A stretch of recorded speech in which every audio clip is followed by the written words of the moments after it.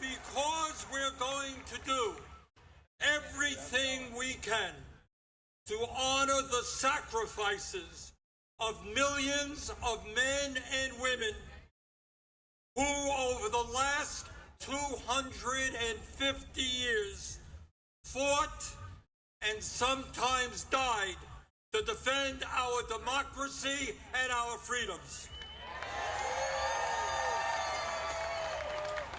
In 1776, with extraordinary courage, the founders of our country announced to the world that they would no longer be ruled by the King of England, a king who had absolute power over their lives.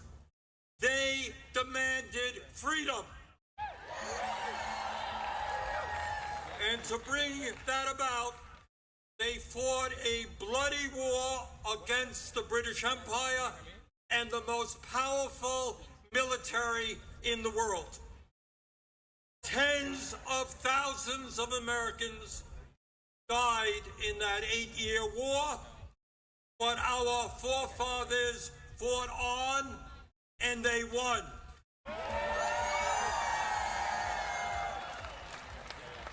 And in 1789, after winning that war, they did something extraordinary. They established the first democratic form of government in modern history.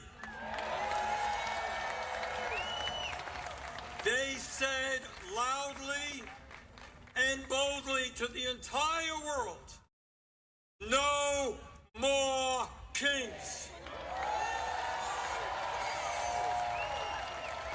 In America, they said, we the people will rule. And today,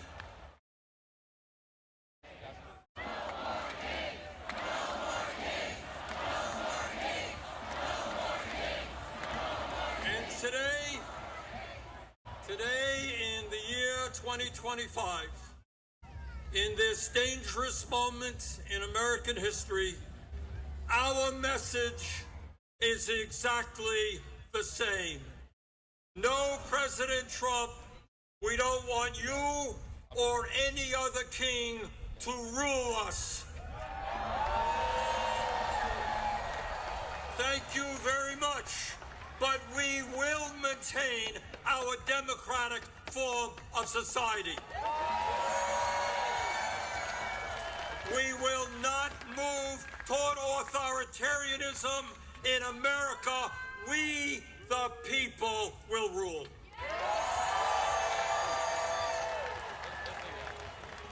When he was sworn in as the nation's first president, George Washington called this attempt at self-government, quote, an experiment entrusted to the hands of the American people, end quote.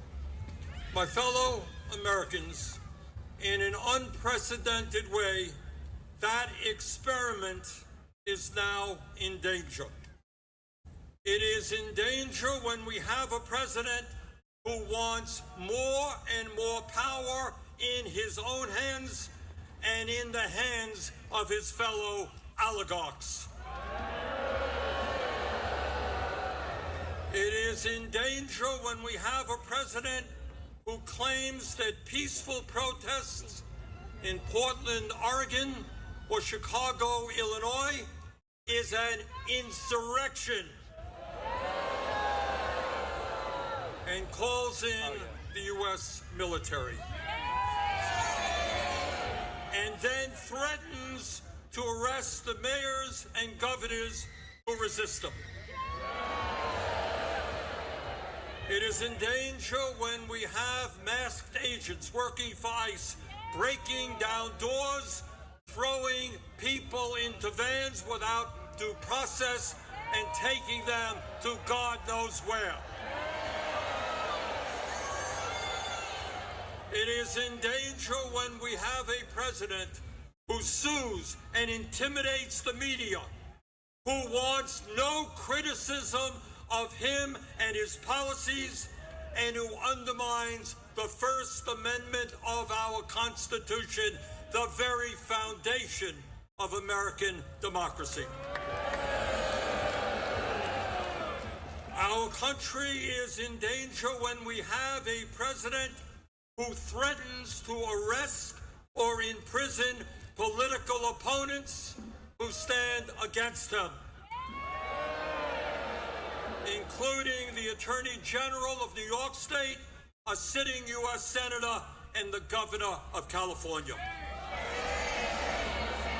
It is in danger when we have a president who undermines freedom of thought and dissent at our colleges and universities, and who attacks law firms that oppose him in court. It is in danger when we have a president who threatens to impeach judges who rule against him.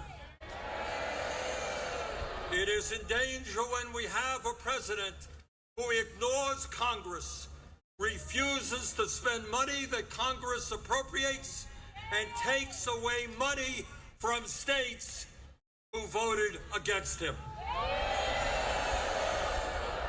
It is in danger when we have a president who demands that states redraw congressional maps to ensure that his chosen candidates win future elections.